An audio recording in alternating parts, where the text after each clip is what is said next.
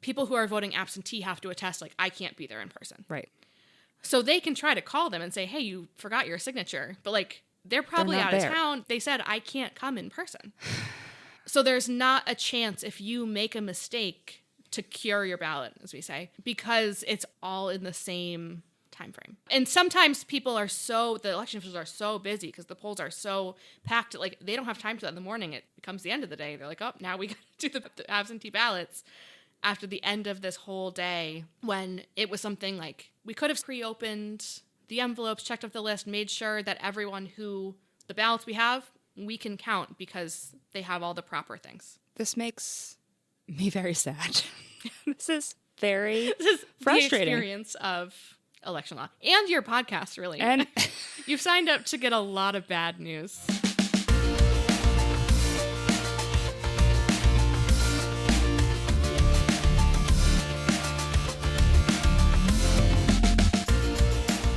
You're listening to New Hampshire Has Issues, and I am your host, Liz Canada, talking to you from the future. If you're listening to this episode the day that it comes out, it is Tuesday, September 16th, and if you live in Manchester, or if someone you love lives in Manchester, it is the primary day. It is the day that you can go and vote in the primary election. You might be thinking, Liz, it is 2025. I don't know what you're talking about with these elections. Elections happen on the other years. You're right that elections happen on the other years, but they also happen in the odd-numbered years. I live in Exeter. We voted way back in March for our town elections, and the towns all across the state voted at some point this spring. But most of the cities are voting in November. And I'm telling you this today on September 16th because if you live in Manchester or in most of the other cities in New Hampshire, you have an election coming up on November 4th. That is the general election for your specific community. It's when cities vote for mayor or school board or alderman or city council. Your local elections are coming up in November, and you have a lot of power in your city elections. So registering to vote is extremely important to do now. You don't need to wait until voting for president. You can do it right now and have a huge impact. In the show notes, I'm including a link to check your voter registration. If you've never registered to vote in New Hampshire, McKenzie is going to lay out for you what you need to do to register to vote. If you are registered to vote, but maybe you know someone who isn't yet, send them this episode and make sure that they get registered. If you would like to support the show, you can go to patreon.com/NHHasIssues. A special shout out and thanks to Seacoast Soils, who's generously sponsoring this episode. Thank you for listening, and I'll pass it back over to me. All right, welcome to New Hampshire Has Issues, the podcast that dares to ask, are we first in the nation for how accessible it is to vote? That's a good one. Oh, thank you. And the podcast that dares to ask, do you have your birth certificate with you right now? Oh my God. No. Sorry, Liz. Excellent tagline, McKenzie. Well done. Thank you.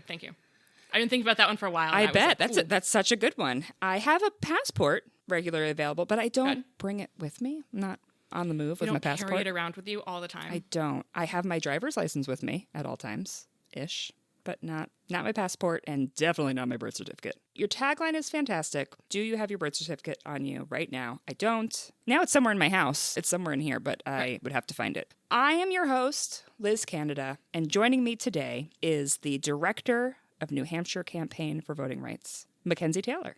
Hi, McKenzie. Thank you for being here. Hello. Thanks for having me, Liz. I'm excited. I am so thrilled that you are here because, yes, voting is important. And yes, folks have said democracy is crumbling. But truly, a few of the previous guests that I've had, when I ask them at the end of our time together, I say, like, what's something people can do? A lot of them in their list have said, you have to go and vote. So it's like, you know who I need is McKenzie to come tell me, what is it like to go vote in New Hampshire? So I'm hoping you could teach me some things today. Happy to do that. And unfortunately share some tough news. Oh, but this podcast is full of tough news. It's full of issues. It's right in the title. It's the whole premise of this show. Indeed. I thought we would start with a simple question. Maybe it's a little bit more complicated than some of my other simple questions. But I used to live in Colorado. I lived there for not quite 10 years, so I voted there a few times. When I voted there, we would get our ballots in the mail. We would get that I don't even remember how far in advance, but we would get it in the mail, and we would get something in the mail that was like this little booklet of everything that was on our ballot. And it would have like this side of the issue and this side of the issue. I lived in Colorado the year that Colorado passed marijuana legalization. And so in the booklet would be like, here are the reasons people support legalizing marijuana. Here are the reasons people oppose it. But it was like an unbiased, like both sides of the issue. So that as you went through your ballot, you could be like, okay, let me read about it. Let me do this. And then when you finished your ballot, you could, sign it, put it together and drop it off in a ballot box, or could just go on election day instead of sending in your ballot and vote in person. So with that long preamble of my time in Colorado and voting, how many of those things can I do in New Hampshire?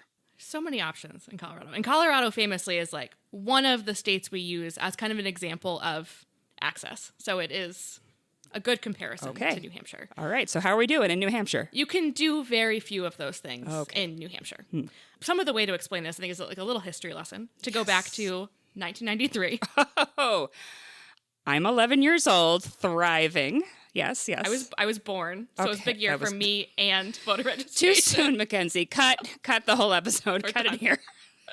Painful. Never mind. That's fine. The National Voter Registration Act passed in 1993 and had all of these provisions that include the voter registration form that most states use. You can fill out in person. You could fill it out, with a person from a nonprofit, like at your door at an event. You can mail it in, and you could also register at the DMV. So when you're getting your license, interacting with them, you could also register to vote. There is an exception to the NVRA. The bill said the only states that don't have to do this is if you have a same day, like on election day, voter registration continuously. If you can register on election day, you don't have to do all these things. So New Hampshire, being who we are, said, great, we're going to do that. We don't want to work with the federal government. That's a lot of work. It might be a lot of money. So we're just going to pass same day registration. So they passed election day registration, which is great. Very really, important. really great. We're, for that reason, exempt from the National Voter Registration Act. Although same day registration is great, they kind of said, okay, great, we're done. That's it. Mission accomplished. Roll the banner out. Election day registration is really important because in a lot of states that are NVRA states, you have to register by a certain time. And then if you're not, sorry, we'll see you next time. You didn't register in time. Colorado is a good example because I believe in Colorado, you can register ahead of time. You can register online. You can register at the DMV. And you can also, if you skip all of those things, you miss every single one, you can register in person on election day. That sounds pretty good. We can do both. So it's not if you do same day voter registration on election day, then you're not allowed to do these other things. That's not the case. Other states have done both of them. They said we can have it all.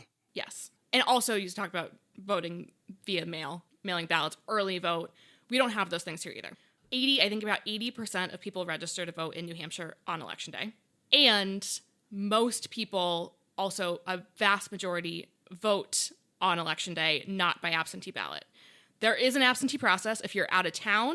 If you have a disability, the law was expanded a little bit to count in that absence to clarify that if you are working. So if I'm a firefighter who works 12-hour shifts, I might still be in Manchester, but I'm working the entire time the polls are open. So those folks can vote absentee. If you have childcare requirements or you care for another adult and you aren't able to go to the polls, those people can also vote absentee. And if there's a snowstorm on town meeting day, there's a special little provision that the Monday before, if it's going to be an emergency, you can go vote absentee in person because you don't want to travel in the storm.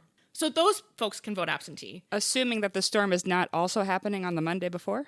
Well, if it's happening the Monday before, you got to make a choice. If it's a 2-day storm. Hope that big, huge snowstorm isn't 2 days.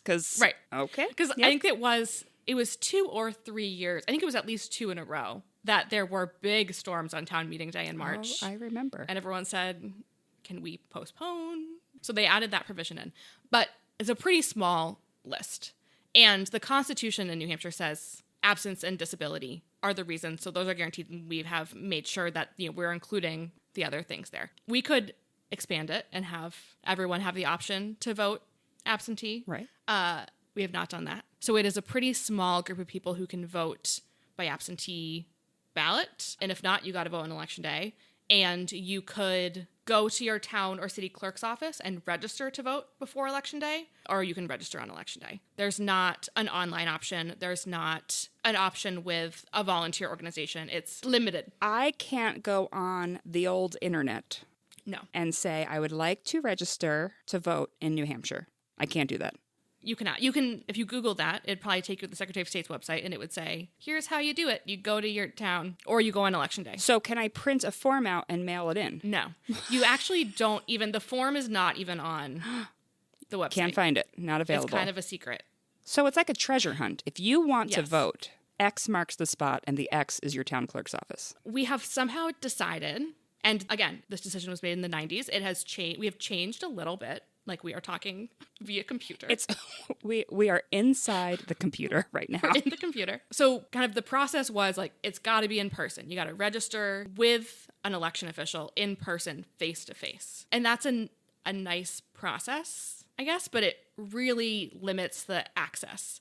Yeah. And we're talking about, I live in Manchester, so my city clerk's office is open regular business hours, and they're open late on Tuesdays. They're open a little bit later into the evening. If I lived in Shelburne, Gorham, Errol. There are not many towns where I know they are. In most, I don't know those clerks' hours by heart, but a lot of smaller places, the town clerk might be open 1 day or 2 days a week. Some of them are open, for a couple hours on the second Saturday of the month.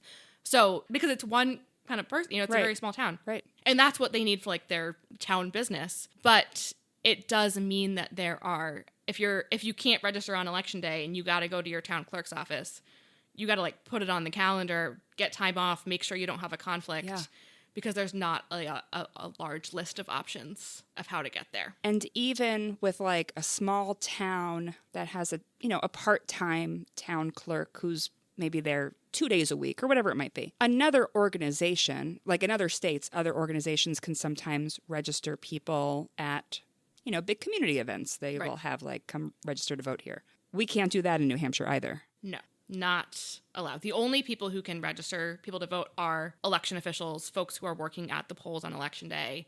Sometimes people get deputized by the election officials, but you can't have like a voter registration drive here where a bunch of volunteers go out and say, let's make sure people have updated their registration. That is not allowed. So it makes it a little bit harder. Makes it a little challenging to register here. Okay, so if I am new to New Hampshire, as I once was not super long ago, and I want to register on election day, I've missed everything, the election is here, I want to go vote, what do I need to do to be able to register to vote on election day? A couple years ago, let's say it's 2022, Flashback. You would just bring yourself, you would bring your ID, and if you didn't have the ID, wasn't updated your address, you hadn't yet, maybe it had your old address on it, maybe it had an old name on it, but you would go to the polls and you'd give that information. Anything that wasn't on that proof of ID, if you didn't have it with you, you could sign, you would attest, yes, I am Liz Canada, I live here, here's my address, this is the party I choose if you choose one, and then sign and say, under severe penalty of voter fraud, I attest I am 18 years old, I'm a U.S. citizen, I'm domiciled, so like live, basically is a fancy word for live, in the place that I say I do, writing down my address, and you are who you say you are. I'm me, Liz Canada, hello. 18 or older. Your name is you. U.S. citizen, domiciled, live in New Hampshire, and I really am me. Yes. And I would have to sign a legal form that's like, Correct. I am not lying. And if I am lying, I'm in big trouble. That very elusive voter registration form, that's very hard to find, has that on it. You're signing all of that. If you didn't have, for example, proof of address, you'd have to sign something else. They would send something to you. So there's a lot of checks in there. But at the end of the day, if you were a qualified voter, you could go, you'd make sure you fill out the form, and then be registered to vote, cast your ballot. Yeah. Now, in the year 2025, we're not believing people's attesting on their signature anymore. So you got to go with you. Who's the we in that sentence? Because I feel like you and me, probably believe people if they say, I am signing a legal document under threat of voter fraud and being in big trouble. Like, I would believe those people, right? Like, that's... The legislature in 2024, and then the governor, decided that everyone needed physical proof of everything. To go in, you got to prove your identity, so you got to have something that has your photo on it, so your photo ID. Right. Could be state ID. Still, at this point in time, you can use like a military ID, a student ID, something that's like a government ID. Official has your name, your photo, so you can see as who you are, and an expiration date. Like we know that it's recently updated. Proof of your age. So that could be on your license. It could be, if you don't have your license, like a birth certificate or a passport. So something that shows your identity, your age, your domicile, so your address. So again, a license could do this. A rental agreement, a lease, a mortgage, an official bill, like an electric bill. Those things can prove that. And then the final one, which is the most unique to New Hampshire, is your proof of citizenship. So this can only be proved with three things: your birth certificate, your passport, which not everyone has either. Not everyone has. And then if you are a naturalized citizen, naturalization papers. So like for me, it was born in New Hampshire. Yeah. One of the few. My birth certificate would show that I was a U.S. citizen because it's from the United States, and my passport. If you're someone who's naturalized, you have an international birth certificate, right, it's going to be your passport or your naturalization papers. I don't know about other people. I don't carry my passport or birth certificate in my back pocket or around with me. It's in a safe place. Yeah. Or it's being sent off to be renewed. Right now. Right. So that is the thing. Most people might carry around their ID, their license. College ID, right. College ID. Yeah. Something with their picture on it. I know. I used to have my college ID on one of those like lanyards. Like you'd come in with your lanyard. Do the college students still do that, or is that just in the year 2000? Yikes! I was in college. You would have a lanyard, but you better not wear it around your neck. No, that's what you do like for freshman orientation, like all spinning on. Yes, right. But then you outgrow it within 2 weeks. But the lanyard with the ID on it. Yeah, I hear that. It would be a good way though to make sure everyone has their proof of ID when they go to vote. You can vote. Everyone's got their lanyard. That's right. So that last piece was new last year, or went into effect the end of like kind of mid-November of last year.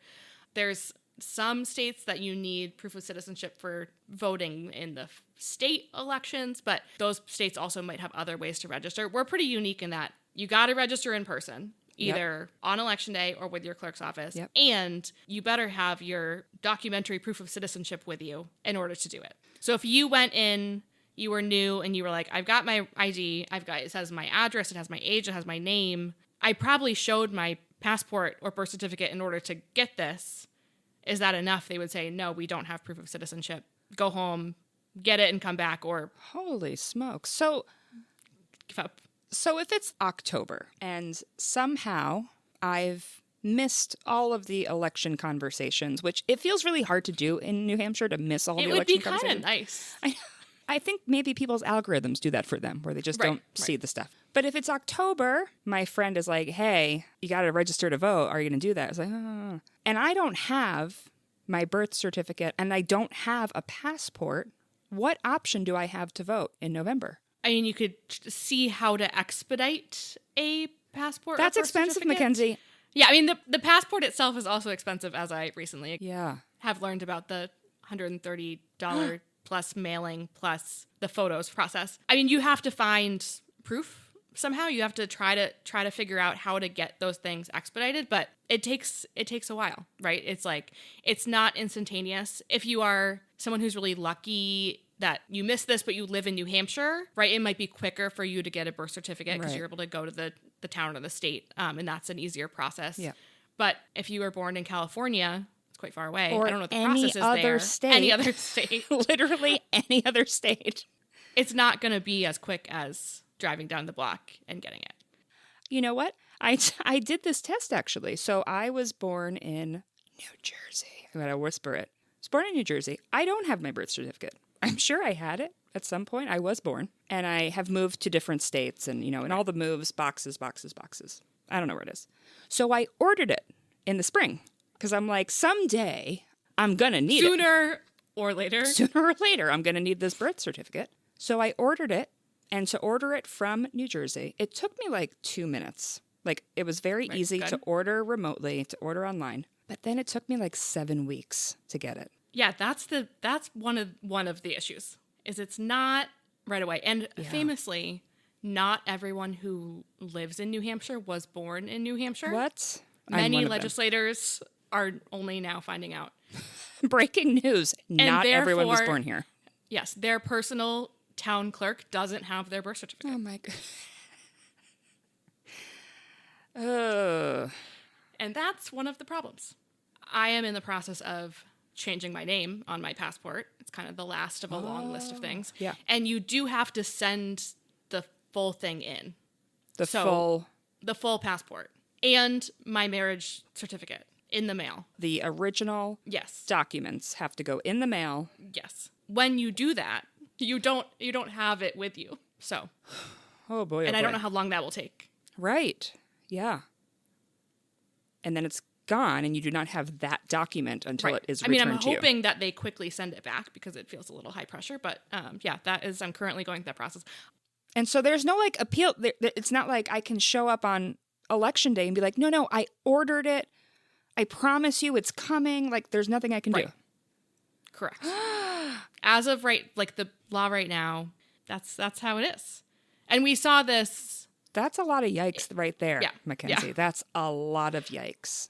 When did this take effect? Because we had a huge election in 2024. Did it affect people then? I think they knew it was going to be a big deal because I think it went into effect like November 11th or so, like about a week after the election. I see. So as soon as people, if they were proactive in going to their clerk's office, it was in effect right then. Again, most people register or update their registration on election day. So we saw in town elections. Yeah, in Exeter, we vote in March for our town election. So that's something we just did in March. Yep. So we had some observers, like nonpartisan observers, volunteers who went to the polls to kind of watch and say, like, how is this going to work? Are people going to know? Yeah. For town elections, you have pretty engaged voters, folks who are going You are pretty dang engaged if you're going to town elections. Engaged. Big shout out to everybody who is at their town election voting on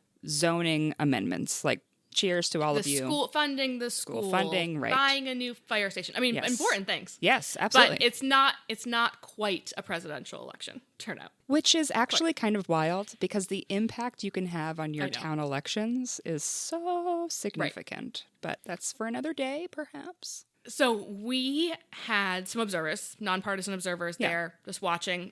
Hey, are people going to be turned away? Do people have their stuff? Are people registering? Like, what is the deal? And we were blown away by the number of people the calls we were getting from observers saying, we've had, one person turned away, 2 turned away. There's been 10 people trying to vote and 3 got turned away. So we thought it was going to be a big deal. We weren't sure how many people who are voting in these really small elections were registering. Yeah. Found out it was a lot. I believe the total number is 121 people that we have heard of across the town elections and special election that happened so far this year who went to either register or vote and didn't have all of the proof needed and were turned away. And that's not any of the cities yet. No, so that's not any of the cities. It's not Manchester. It's not Nashua. Whoa. Not Keene. Wow. That was a really high number. And I will caveat that some of those folks might have come back and voted. And that's great. They were motivated enough to do so. Dig through the boxes, find that passport. Right. Haven't traveled in 6 years. Got to find it. Go back home. Get it. Didn't know it was a law. Came back. But we basically, between having folks at the polls saying, okay, you got turned away, and trying to talk to some people, asking the election officials, and then doing some follow-up to the election officials and saying, hey, we know you had an election. Do you remember? Yeah. How many people were turned away? That was the number that we got of that many people were impacted. So we are, once again, going to try to watch this and get a sense of it during the city elections. We want people to know, to not be turned away, to know ahead of time. But we think it's really important to understand with this new law, what is the impact, right? Because it's very new, it's very different, and there's not other states that have the identical process to us. Can I just... Yeah. I'm just going to ask the question, McKenzie. Is this like a smidge of voter suppression? Voter suppression? A little bit? I don't like using big words, but I feel voter suppression. This feels like a lot of barriers. You got to jump through a lot of hoops, and there's no sort of fail-safe. If none of these things happen, but you still are someone who should be able to vote that day, it doesn't seem like there's a backup. Absolutely. Because we're seeing people who, again, they're eligible to vote. They meet all of the categories. Right. You know, we heard of folks who came in with their military ID to register, and that was not enough.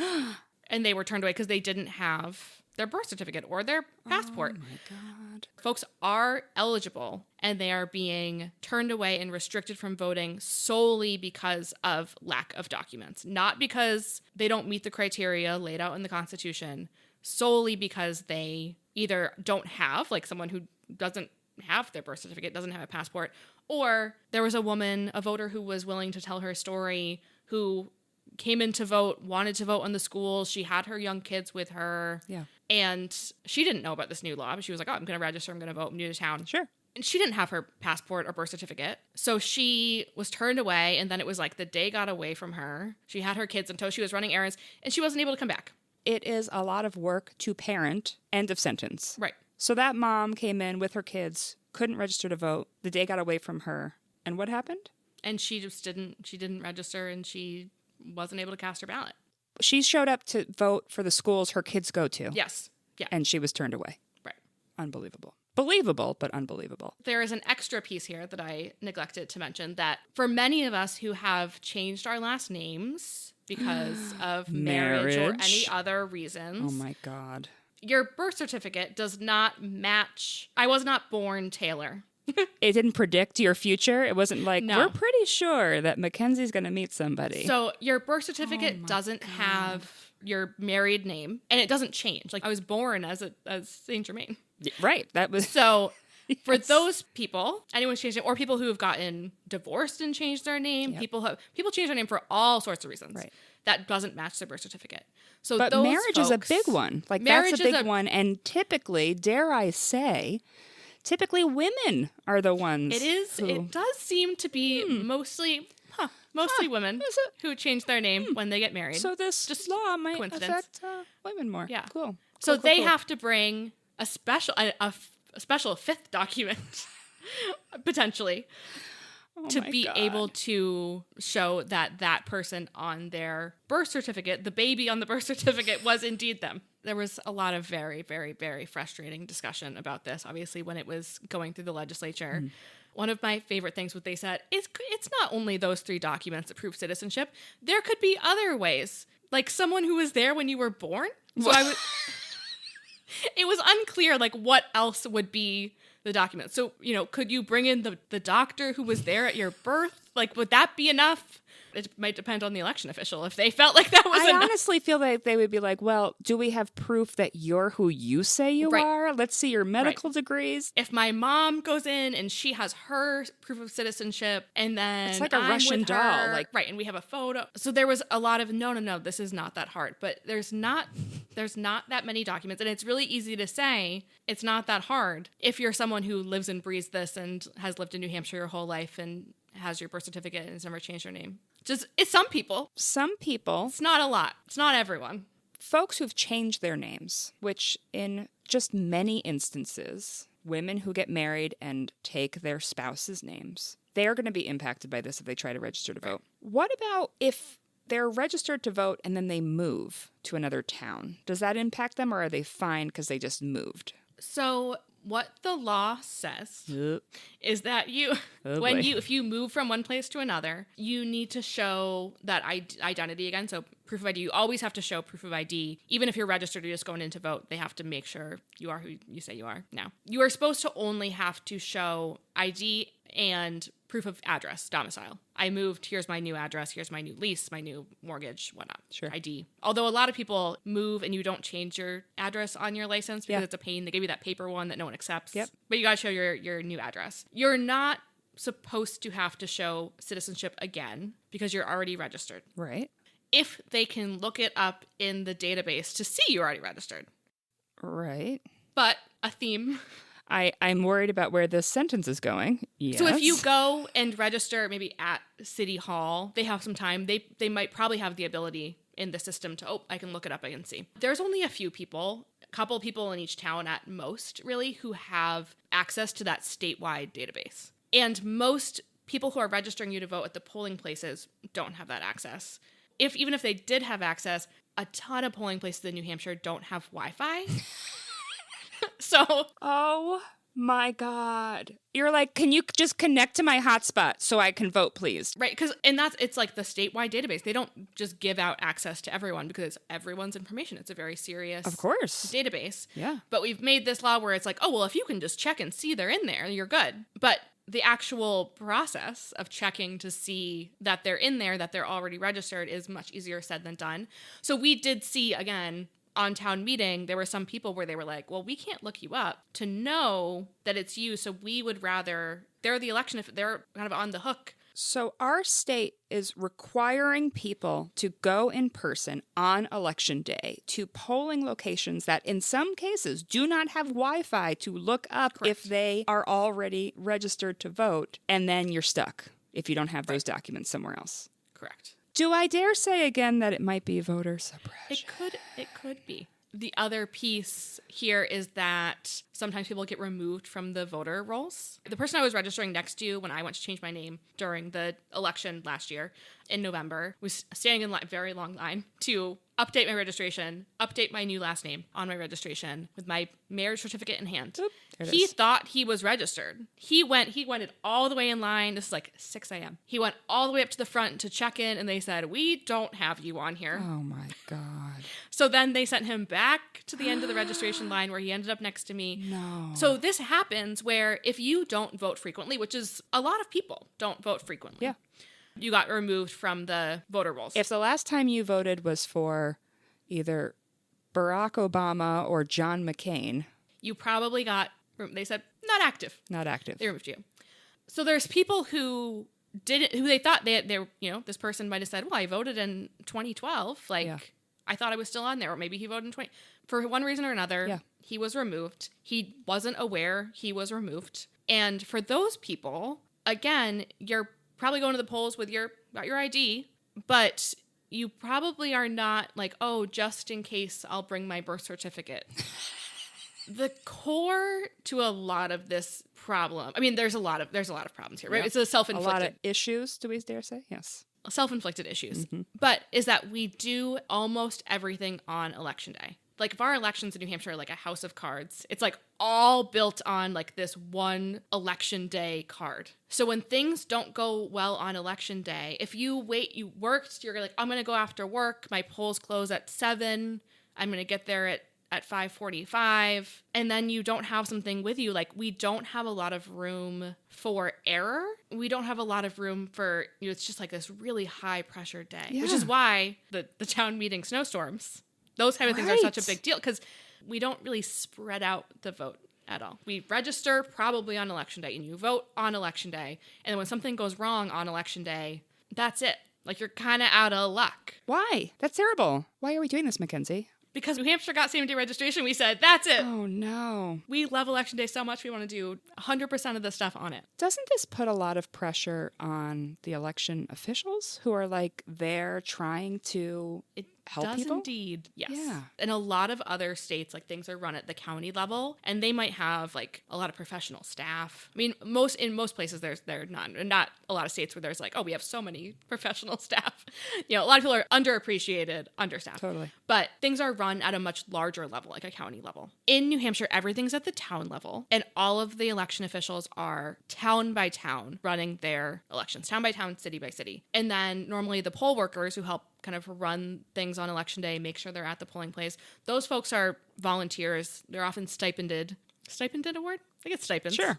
Let's go with it. Yeah. They just put skibbity in the dictionary. We can say stipended. That's fine. So they're running things on election day. They're up really early. They're there until late in the evening. So it's run by, mostly volunteers who are doing this because they want to like serve their community. Right, They want of to course. help with the elections. Yeah. And when there's long lines, like we saw a lot of people voted in the 2024 presidential election. People waited an hour, 2 hours plus to register and then vote in some of these bigger towns. towns wasn't like, oh, we've got a bunch of people back at the office we can bring in. Like, the people you have, it's who's there. They're responsible for executing the election day. And it's kind of like, it is, again, it's like most of the registration happens. You gotta have people who register. Most of the voting happens there. And then the other thing, it's a little wonky, but so for the people who do vote absentee, and we've got more absentee restrictions, so I guess we can talk about those too. Yeah. For the people who do vote absentee, they cast their absentee ballots, they're sealed in their envelopes, and then they stay until election day, and then they get opened on election day. So again, like, we're not opening any Christmas envelopes morning. until election day. We're opening all up. Yeah. We got to do it all at once. Yes. Something we did during COVID in the 2020 election was we let the election officials not open the ballots, but just open up the outside envelope to make sure, okay, yep, Liz Canada, yep, they signed their name, it's completed, the ballot, like, this is a submitted ballot, and then say, okay, we have our ballot, our absentee ballot in from Liz Canada, they returned their ballot. And going through, so they were like opening them, they were checking, and if someone, for example, forgot to sign it, someone could call them and say, hey, they've got your ballot down here, you actually need to sign it for it to count. And that person can go, oh my gosh, I forgot. Right. I'm going to go sign it. I want my ballot to count. I will go do it. I want my ballot to count. Yeah. I went through the whole absentee voting process. Right. I've done all those things. Easy. Please. That was happening earlier in a lot of places because so many people are voting absentee. It saved a lot of time. And then on election day, they already said, oh, we know who this person is. Great. Their ballot is in. They've voted on the checklist, run their ballot through. We stopped doing that. It was a one-time only thing because New Hampshire election day happens on election day. So now, in addition to most of the people registering on election day, most people voting on election day, we're also doing all of that processing on election day. You mentioned that there are other restrictions on absentee voting.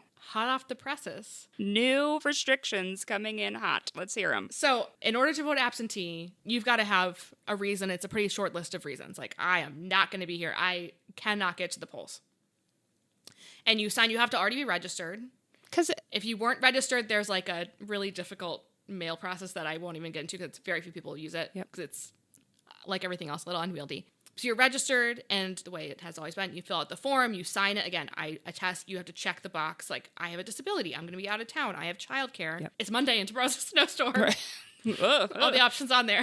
And you sign it, and you attest, like, I'm going to be out of town, I am who I say I am. Your clerk gets it, they mail you the ballot, you fill out your ballot, you put it in a confusing set of envelopes, which is why the inner envelope, you have to put your name, you sign it, and then that ballot would count, presumably, now that you did everything else. But we have once again also decided, the legislature... Not you and me, right. Folks, not we. New Hampshire legislators have decided that process also wasn't hard enough for them. A majority of legislators, not all of them, they weren't like, not all of them. We unanimously believe this is a great idea. A majority of legislators said, what if you also had to prove your ID for this, too? So now, in order to request an absentee ballot, you need to do one of three things. Otherwise, you're not getting your ballot. They're not going to send it to you. You need to include a copy of your ID. Most people mail in the form. So I guess and now you can take a picture on your phone if you're... But then you have to advanced print scan it. And then print and put it in there. You may be able to email it. It is a little unclear. It doesn't say you can. It doesn't say you can't. It might depend on your clerk. So maybe you can email it in. Again, we will see. Yep. If you can't do that, you can get it notarized. A much easier process. Oh, a notary. Yeah. And we're also talking about people, like a lot of people who vote absentee, they might not have transportation, like they have disabilities. They're not, I'm just going to, while I'm running my day full of errands, I might as well swing by the bank and get my thing notarized. So you get a note. If you don't have a copy of your ID enclosed, you can have it notarized. And then that is okay. Or you can go in person.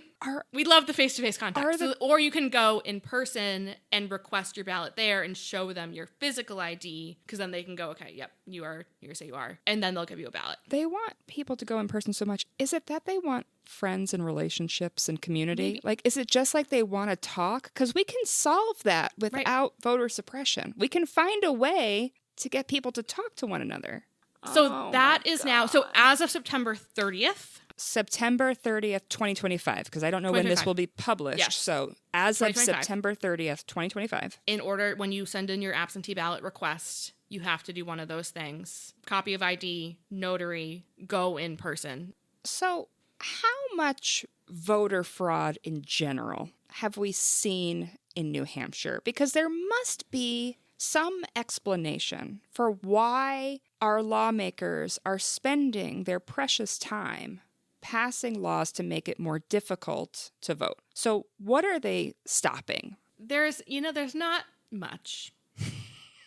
Not much. Like, how much? This, I think, will be the only mention probably ever of the Heritage Foundation on your podcast. Ooh, shout out. They have a tool on their website where they track cases of voter fraud. Okay. And you would think, oh my gosh, they have this tracker. It must be so many. There must be so many. Yeah.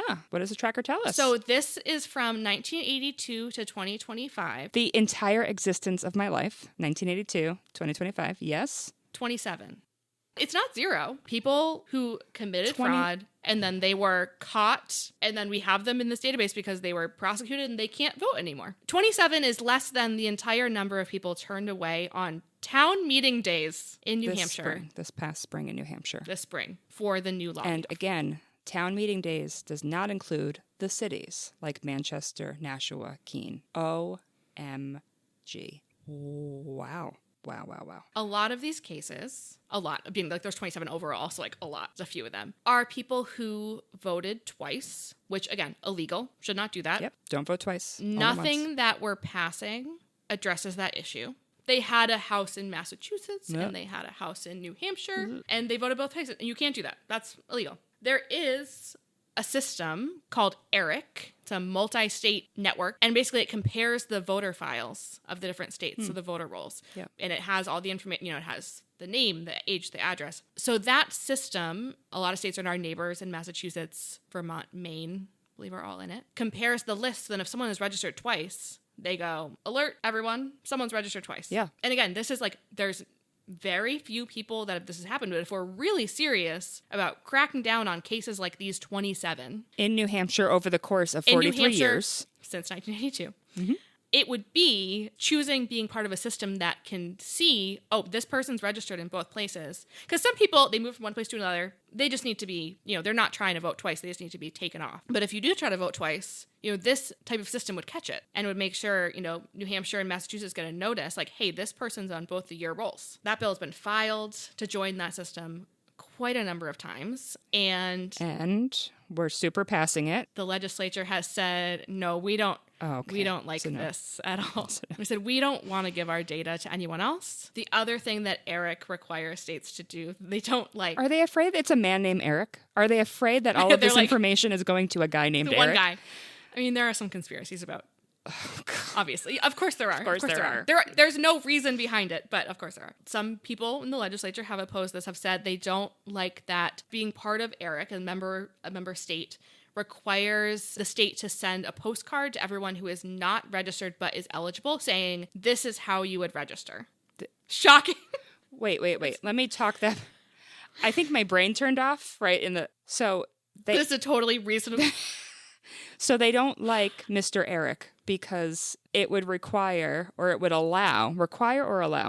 Require the state. Require the state to send a little postcard that says... A one-time postcard. A one-time postcard in the mail to say, you are not registered. Here is how you can register. Correct. They are opposed. That is... They're like, we want you to find out by going in person. Yes. We want you to learn the big news by going in person. Sorry, if we were to hire someone who would just stand in the town square and do it, maybe that would be better because it would be an in-person interaction. So those have been a lot of the pushback. But it illuminates to me that this is not about preventing voter fraud, because if it was, we have systems that would address the very few types of cases there are. I have had quite a few guests on the show now, McKenzie, and I've heard a lot of really challenging issues, but I'm really struggling with this because this seems so basic. It seems like the American way to make sure people know that they can vote, and we should want them to be able to register to vote and to make it accessible to vote and so that they can vote. I can't wrap my head around it. I can't. And I'm also thinking of like college students who are here and like this is their home. This is where they live. Right. And I imagine that quite a few of them don't have passports yet, and they haven't moved to college with their birth certificate. Why would they go to college with their birth certificate? I was not. Like, you're packing up for college. You're leaving home for the first time. Hey, take your most valuable document that's very difficult to replace. You're gonna need it when you're in freshman English. They don't have those documents. A couple of the bills that are coming up next year specifically are focused on removing student IDs from like those approved documents. So making it harder for college students. So, we're like, in order to vote, you have to have your identity. You got to have your citizenship. You have to make sure you have something, your ID shows your name, your, photo, like we know who you say, like the purpose is to, who are you and are you here in front of us? Like, is that your name, right? But now, if they want to pass these things, it's like, oh, but not that way. We don't like that document. One of the bills, I think it allows private school and like charter school IDs, but not college IDs. So the University of New Hampshire, a government institution, would not be applicable, but private school down the street would be. Phillips Exeter, your ID will work. Plymouth State University will not. No. Phillips Exeter, it's great. But those are state... I mean, that, to me, it seems pretty clear that it is... It's like, we don't want college students to vote. But it's like the purpose of the law. If we're taking you at your word, you want to make sure that we see their photo so it knows it's your name. But we also don't want to accept government IDs from the state universities. Is it solving a problem or is it voter suppression? It's not solving a problem. It's not solving a problem. Maybe it's a secret third thing. Elections are coming up again in cities. So we had town elections in the spring. City elections are in the fall. So what do we need to know, McKenzie? Like, I don't live in a city. You do. Some other folks do. People should, if they are in a city or anyone in a city. If someone you love is in a city. Make sure, like, they know about how you need to register to vote, like, these new requirements. Pick them up and drive them to the city clerk's office. If you're one of the benefits of being in a city is your town or your city clerk's office is, I can only speak for Manchester, but I have to assume open more than one day a week. Fingers crossed. Which is great. More opportunities to register ahead of time. Because I don't think, especially based on the town meeting experience, that people understand what is required and what was passed in the new law. Yeah. And like that is really, really important. Also, I think this is just generally my advice is like be a poll worker. Oh. Sign up to work at the polls. What does it mean to be a poll worker? So there's a number of different jobs, including some people who like help with that registration process. Yep. People who tell people where to go. Right, you gotta, like, this is where you enter. Oh, if you need to register, you go this way. Folks who help people check in. Yeah. People who, they'll take your little chip and give you your ballot. Yep. Counting ballots at the end of the night, or like helping with that process at the end of the night. Helping people make sure they put the ballots in the machine and they go in the machine. Yep. There's a lot of jobs that exist at the polling place, and again, like these are our elections are run by volunteers. Basically, that's a great way to be involved and to make sure that, again, because we have so much pressure on election day, more hands to be able to make sure we don't have long lines and people have assistance. And having people who want people to be able to vote is a benefit.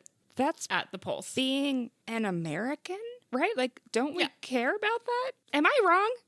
Have I not understood what our country is about? The reviews of being a poll worker and being there and like getting to see the experience of people casting their votes, citizens registering for the first time and being part of the process, like there are such glowing reviews really about the experience. And if you want to like do something that will make you feel good and like you have helped, and if this episode is really depressing to you, but also you're like, I want to see this work in real time. Yes, you can make an impact. We normally need poll workers basically everywhere. Every single election. And I have volunteered at our polls by being one of the people who gives out a sticker at the end, which is literally... That feels like one of the best rewarding jobs. Yes, it is the best job because it's literally people are just so happy to get a sticker.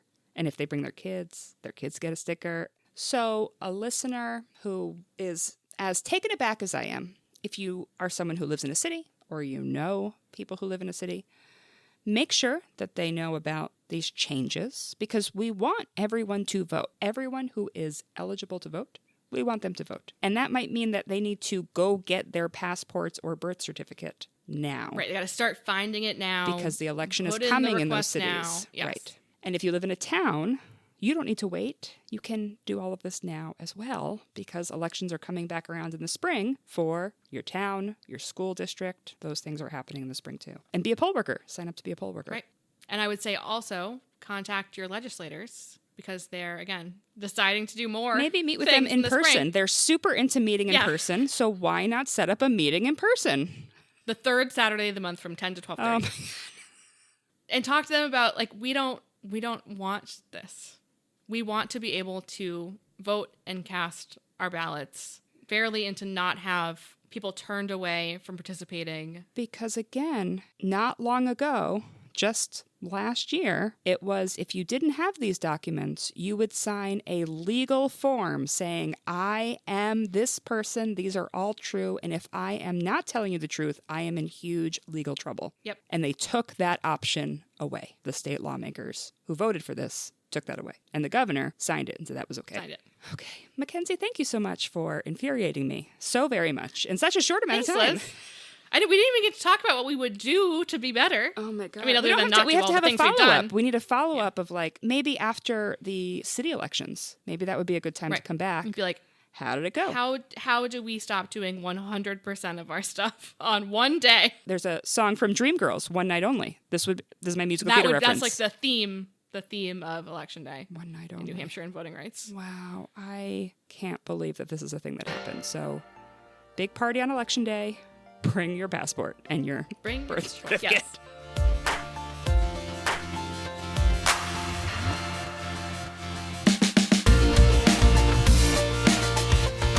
He got a lot of shout-outs on the homeless episode, too, because he's so smart. Compete on who gets more listens on our episodes. It'll probably be housing. It'll probably be housing? I think so. I don't That's know. the hot topic.